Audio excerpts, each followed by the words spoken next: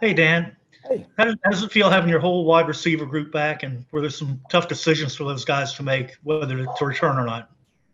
yeah, it's good to have those guys, out there, all our guys. And, I support all the decisions the guys make, obviously. They got a lot going on, a lot of little different personal deals, and we're here to just support them and help them as best we can. So, but it's good to have some of those guys out to create some depth.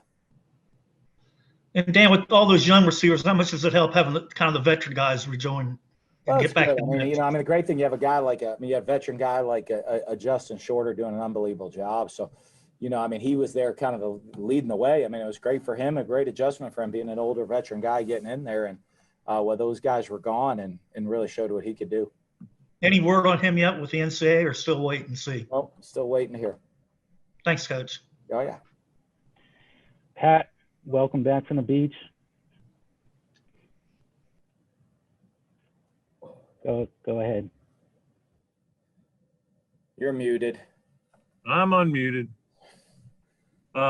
Hey Dan, I'm just wondering what the plan is as far as us getting to talk to other coaches, and will we ever get to a point where we can Zoom with players? Absolutely, yeah. When we get close, when it gets to like season time, when we, that kind of becomes the deal, we'll get that going. We have a long, we still got a long way till we play a game.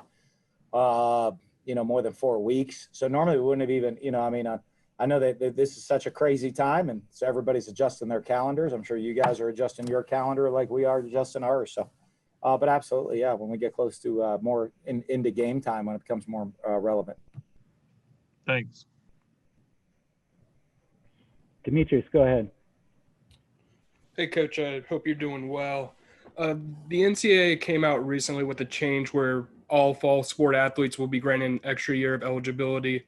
What are your thoughts on that? And do you feel like it might lead to fewer red shirts this year, more playing time for the younger guys? I think you get a couple things on that whole deal. One, I think it's a right move. I think it was a great idea for the NCAA to do that for these guys. I think it certainly helps make decisions for the guys of what they're going to do a lot easier. And it kind of, obviously it answered a question that they could answer, right?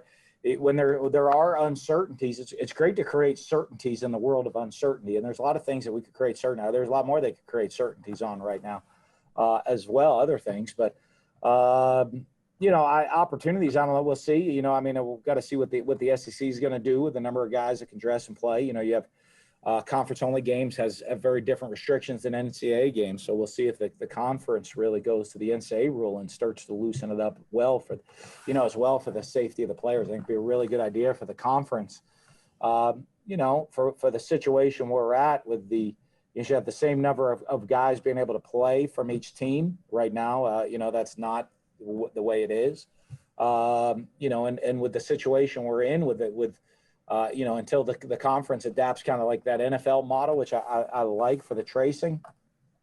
It's the smartest thing to do. That's why the NFL is doing it.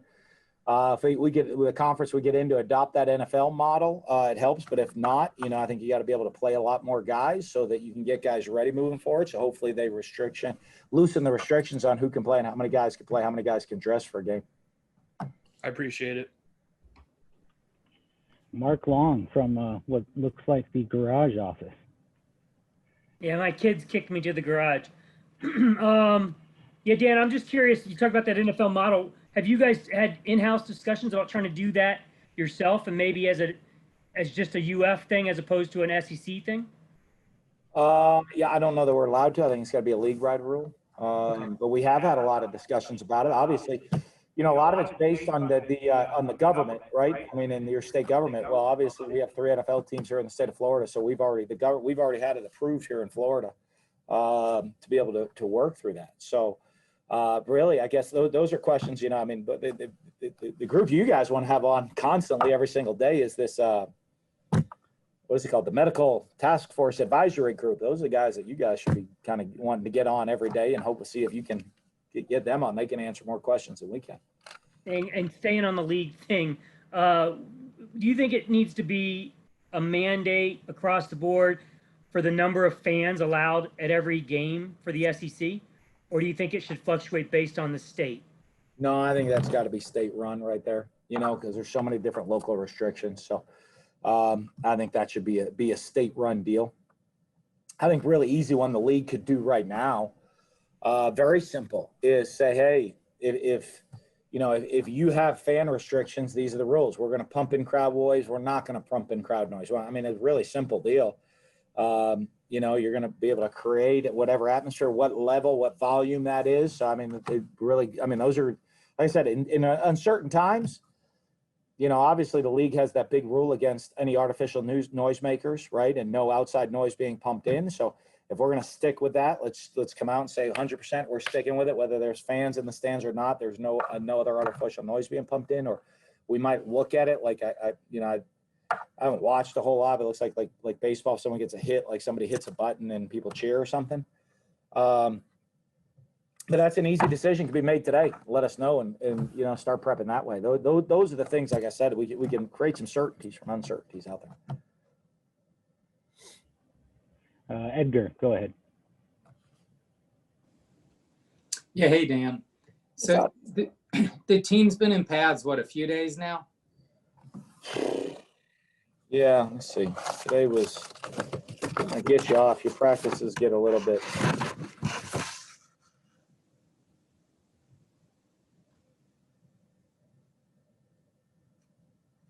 So that was practice 8. That was our second day of full pads. We had 2 days that we did helmets only.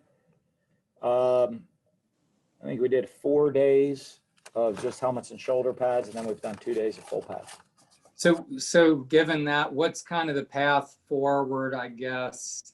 How do you start ramping up? I mean, you got 30 days still. I mean, how do you kind of do that? When you look at this time, and the one thing is making sure we're utilizing the time. We have extended time, which I like before your first game, but then they've limited a lot. So I'm really happy. Our guys have made great decisions. We're still at 0 positive tests since early July.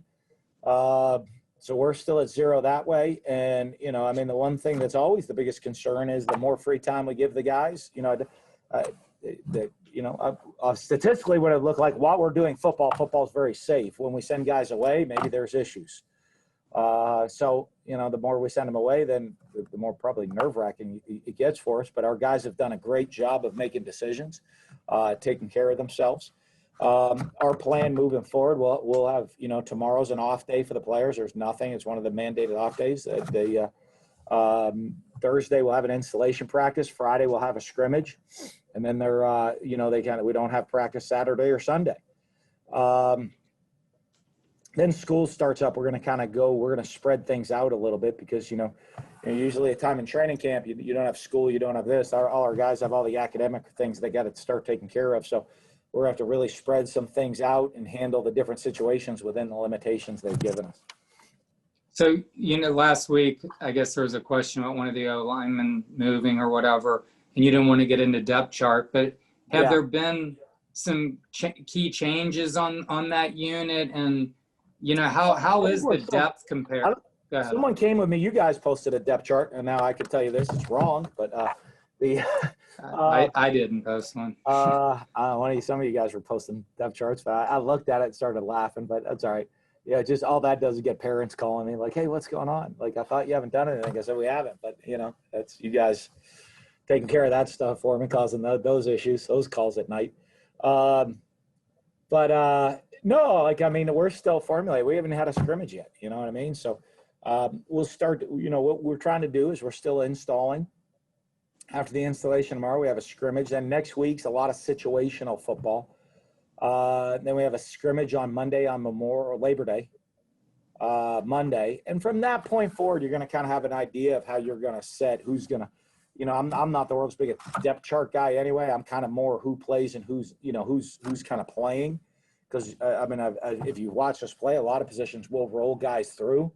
So guys get the equal amount of reps. So we'll kind of get that idea here in a couple of weeks after Labor Day. Well, what is the depth of that unit comparatively to your first couple years here? And is someone emerging as like the anchor of that group? Which unit?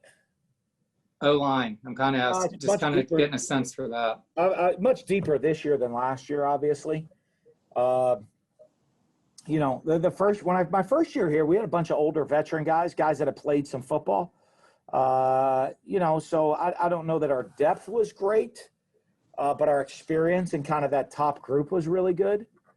Last year's group was really young, you know. I mean, we only lost one senior off last year's offensive line, and we had Stuart Reese transfer in as a grad transfer. So, you know, really that depth is kind of the group you were playing with last year. All of those guys are back, which creates a lot more depth within the offensive line. Thanks, Dan. Plus some new young guys. So it is much deeper. Excuse me. David, go ahead.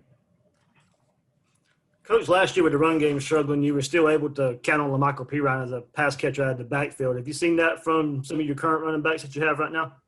Yeah, I think, well, you know, I think a lot of them, they got the reps out of doing it last year, maybe not as much in a game because Pirine was kind of our featured guy, but they've been doing it for a while. So, you know, we're going to continue to utilize those guys in the pass game. You know, Malik Davis does a really good job of it, you know, as a route runner and putting him in space. And then Damian Pierce obviously has some experience of doing it, of getting a lot of reps last year, of knowing where to be on different routes. So, you know, I think he's done a really good job at knowing that stuff too.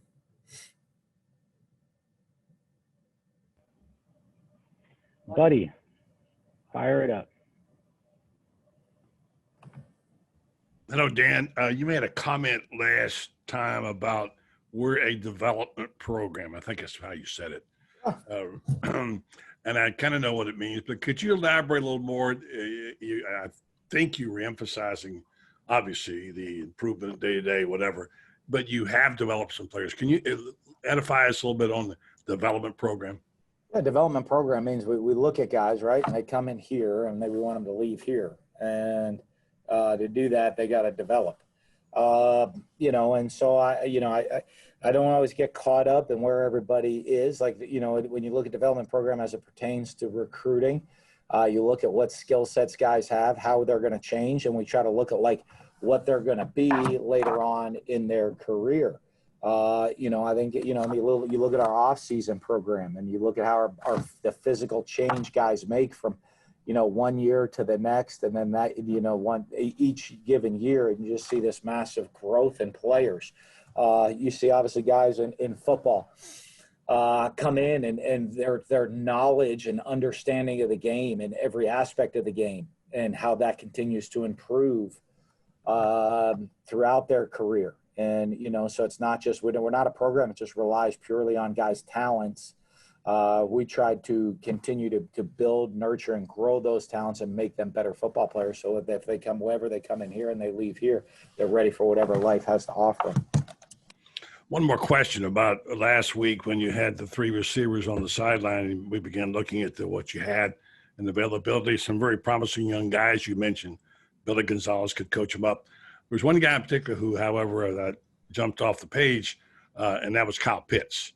Mm-hmm. Could you talk about he said in his original thinking, you showed him what the tight end could do in this program?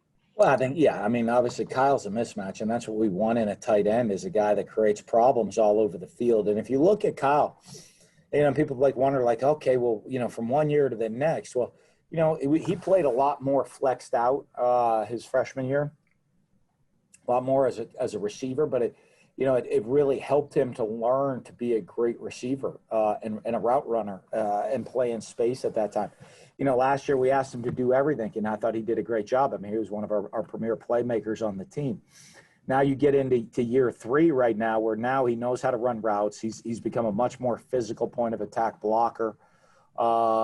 You know, and so and he creates mismatch problems for people out there on the field, and that's the tight end you want. You know, of is he a receiver? Is he a blocker? Yes and yes. But, you know, defensively, you're trying to match strength with strength.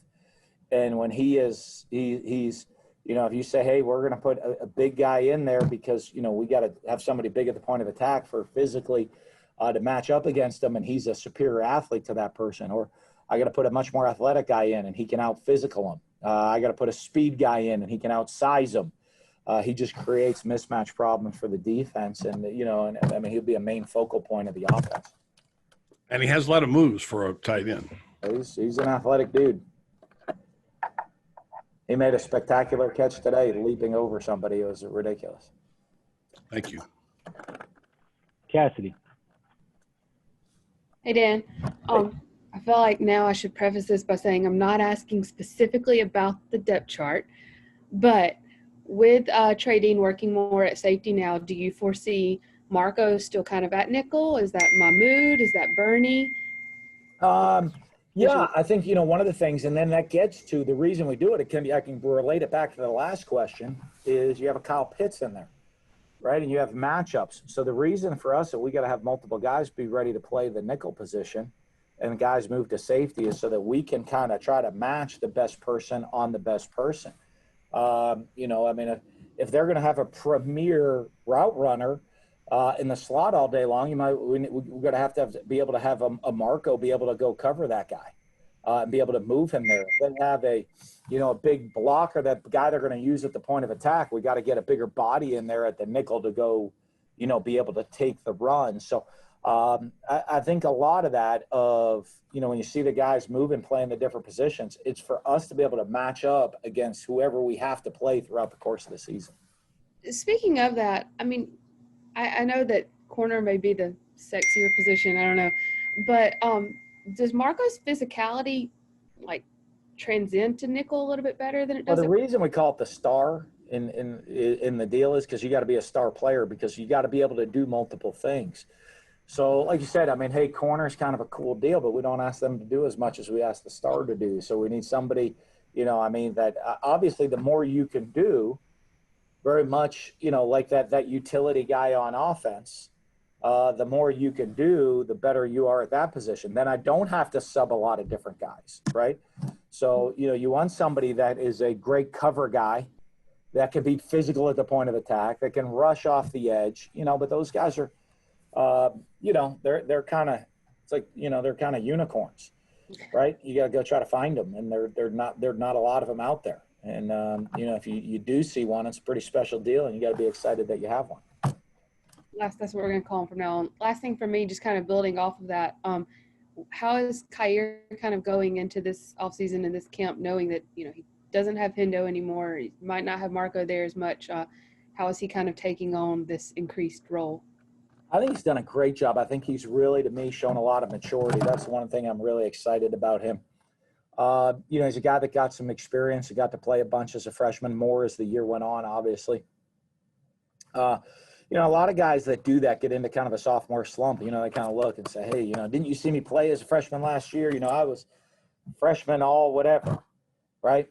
And, that's great. If you were all whatever, that's better. But freshman all whatever means of the couple guys that played, you were like the best of the couple guys that even played.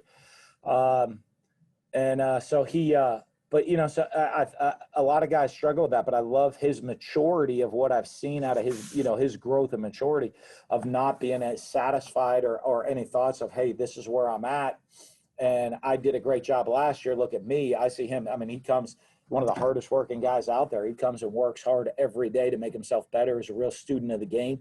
And I've seen him. He's a much better player now than he was last year. Nick, go ahead. Hey, Coach. In some of the clips you guys have released, it looked like Ethan White was playing center. Mm-hmm. How much of a benefit is it to be able to have guys like Brett Heggie and Stuart Reese next to him as he kind of, a younger player learning a position? Well, that's good if he's there. You got him. The center is one of the key ones, like we said on all the other stuff. So we got about 5 different guys playing center right now. And count them up, 1, 2, 3. Yeah, 5 different guys playing center. Just to get that experience, get that depth. So it is good, but it's good anytime. And when you have experienced guys up there that can communicate and the communication gets really good. The key, one of the big keys to the offensive line is communication. So the more veteran guys in there, the more comfortable they are with what's going on, the easier it is for them to communicate. Makes life easier for everybody. And was Stuart kind of able to hit the ground running, having played for you guys before, and at least? Yeah. I think one, he understands what we expect in the program, so that's not a shock for him. There's no change there. Been 2 years since he's kind of run the system, and we've tweaked some things, but I think there's a lot of familiarity, and he's played a lot of football. So, a double team's a double team block. You know what I mean? Pass. If I'm I'm on the lock side of a pass protection, I'm on the lock side of a pass protection. So, I think even some of the stuff, I think it's coming back to him pretty quickly, and which is great. Then it's a little different than a regular grad transfer because it's a guy that's kind of played in the system before. Thanks, Coach. Zach G. Hey, Coach. You've mentioned before about guys being able to step in. If they pick things up quickly, they'll be able to get playing time. Have you seen that from any of the freshmen, whether it's physically or mentally, just seeming to pick things up quickly in a unique offseason? Well, I think some of the depth helps some of the guys, more than the others. Like the receivers obviously got an opportunities to go get up there, and hey, you get it once. Tell you, once you get that opportunity to go step in the one huddle, hold on to that opportunity right there, right? Hold on to that opportunity. Don't let anybody take you out. So, right, I'm repping with the ones, go ahead. And once, if I'm I don't care if you're a freshman or what, you're a senior, you get in that one huddle, make sure you keep your spot. Don't let anybody beat you. And that's right. It's, what's his name did that, right? The baseball deal. So the receivers, obviously, I think some of the D linemen are getting that opportunity to get out there on the field and get reps just because of depth. So I think that certainly helps them an awful lot. Zach A. Wally Pip. There we go. Thanks, buddy. My bad. I should know that. I should be able to, you don't want to get Wally pipped, right? So if you're a freshman, you want to Wally Pip people. Get in there, man. You give me a chance in the ones, I'll show you what I can do, and I'll never get taken out. No doubt. What's up, Dan? Just wanted to go back to the running backs. You mentioned, some of those guys working there. How do you foresee that rotation potentially shaking out? I mean, could you have a 3-4-headed monster? You got guys that got a lot of different skill sets. Yeah, we're going to see what, right now, obviously we're still in the learning phase, but guys that we got, like we've always done, you earn playing time. So if we feel that there's 2 guys that have earned playing time, they'll play. If there's 3, they'll play. If there's 4, they'll play. If there's 5, they'll play. It is, it's more to me of guys that have earned the right to get on the field by working their tail off and doing things the right way. And if you've earned that playing time, you get the opportunity to get on the field and go show what you do. And the more guys that earn playing time, the better depth you have, and then the better overall health you have as a team. And then this is probably too early to say right now, but when you compare this year's group to maybe your first team at Florida or some of your teams at Mississippi State where you had a lot of roster turnover, do you maybe still feel better or have a sense of where this team is at despite missing spring ball and COVID? We'll see. We'll see. I have a good feel for the guys on the team. I love the attitude and the effort that our guys give. One of the hardest things you do, though, is when you're always going against each other, you don't know. Something that looks like a strength could actually be a weakness at another area. You know what I mean? And so they say, hey, this guy's just dominating every play, or maybe he's not quite as dominating. The guys he's going against just aren't very good. But you don't always see that because you're constantly going against each other. And that's why you kind of got to transition sometimes as the season goes. Like last year during training camp, we were able to run the ball up and down the field on our defense, and the offense still was. And then you get in the season and we weren't great at running the ball. And I don't know that we were great at stopping the run all the time either. So, it was like, hey, this looks like this could be a strength for us, but it was actually more of weaknesses that were not seen because we only went against each other. Yeah, sure. Thanks, Coach. Matt. Hey, Dan, have you gotten used to coaching with the mask? Yeah, I've used to, sure, I guess. I'm much better at it. Like you do this, right? Then you take the whistle, you take it off its clip, you put it underneath, and you like that. And then you can move it out of your mouth to talk and kind of put it back in your mouth to blow it, and then it sits there. And then if you don't have to blow for a while, you can shake and it just drops down to the bottom. So there we go. Does it Not practically? like my favorite thing. Like, trust me, when this is over, like, I don't see me doing it. Like, I mean, I'm not going to like make a whole new statement and just, this is my new way to do things. And you're not going to see me like this, like, forever, right? Maybe if I'm down fishing in the Keys, I'll get more like this, but you know, just on the football field, probably a little less. Yeah. How does it affect your ability to coach when the team can't? I think it's harder to communicate, to be honest with you, and coaching's a lot of teaching, and so it's just harder to teach and harder to communicate. So you just got to kind of fight through that a little bit. Thanks, Dan. All right, we'll go Franz, and then Edgar, you can close. Need like a thing to stretch while we're here or something like that. Franz, you're on mute. It's the red button. There we are. There you go. Hey, give me time. I'm old.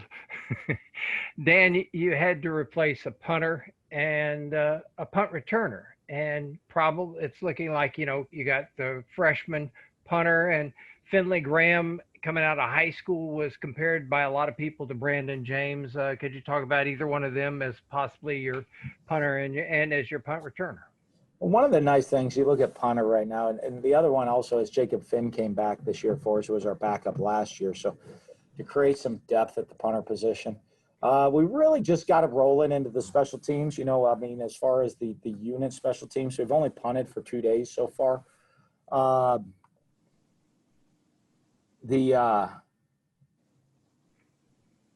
It's a ways to go on all that stuff, and then you got, Kadarius Toney is a punt returner.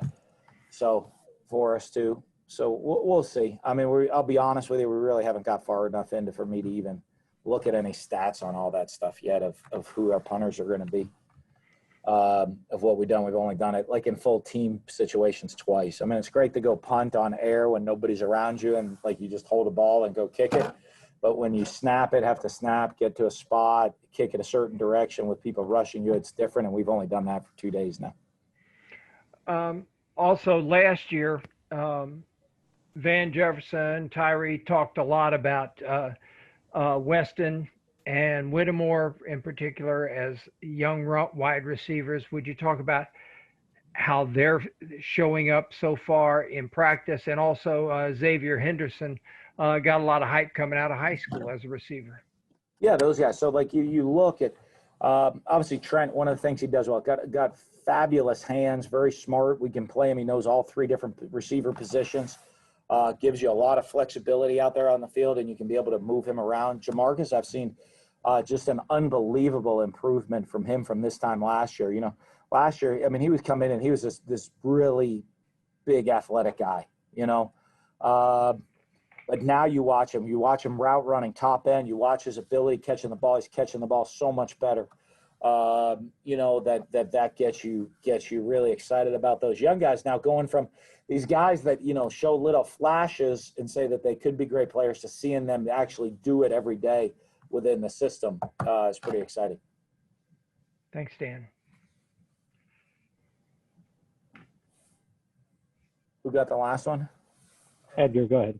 Yeah, Dan, when you see other campuses struggling with this, with infections, students coming back in town, are you bracing for this? What are you telling the players? And we've asked you this, but what do you really say? It's here now.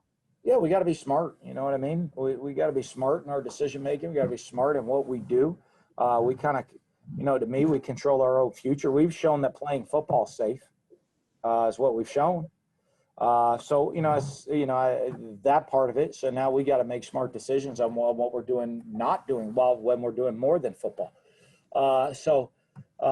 That's going to be a big thing as we move forward. You got to be good, to sit there and say that, hey, when students come back to campus, there's going to be 0, positives on our campus.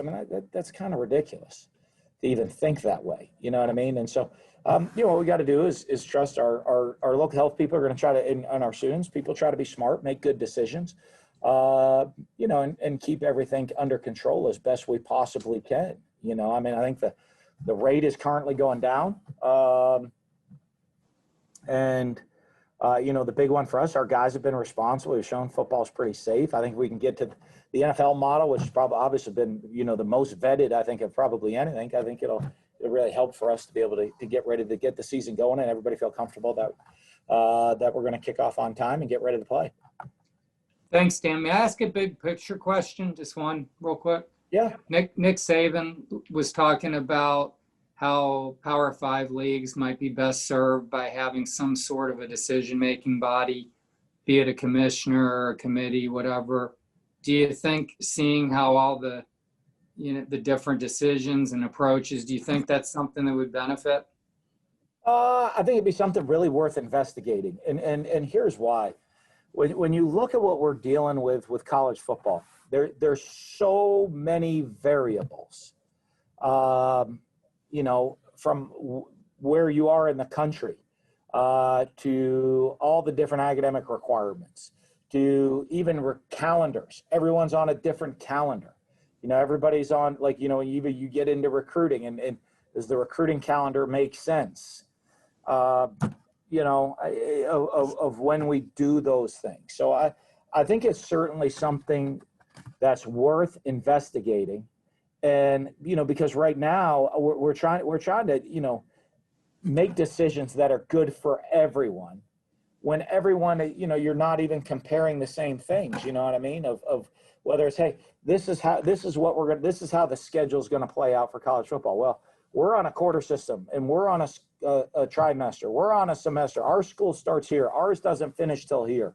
But hey, we all got to be under the exact same days, exact same rules, exact same everything. Hey, we want to have official visits at this time. No, we want to do it at this time because the local schools in our area don't get out till later. We want to do camps. I think there's so many variables. And so a lot of things maybe don't get done the way they need to, because everyone's trying to please everybody, which is kind of impossible to do. Instead of looking, and the part that will be worth investigating is, can we come up and say, hey, here's the structure, here's how it's going to work, here's the decision, and everybody's going to, these rules, we're going to make them fit and work for everybody. Okay. Thank you, Dan. Yeah, you're welcome. Thanks, Coach. Thanks, Dan.